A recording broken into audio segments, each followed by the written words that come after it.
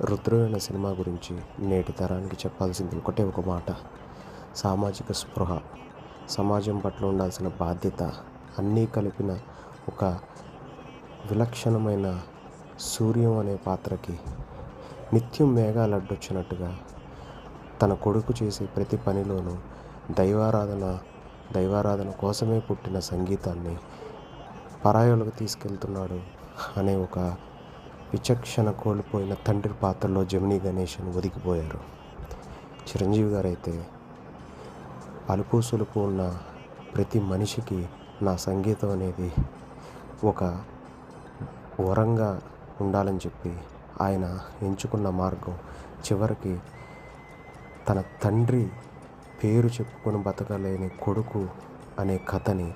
కొడుకు లేనిదే తండ్రి లేడు, ఆ కొడుకు ఆ పాత్రకి పెట్టిన పేరు సూర్యం సినిమా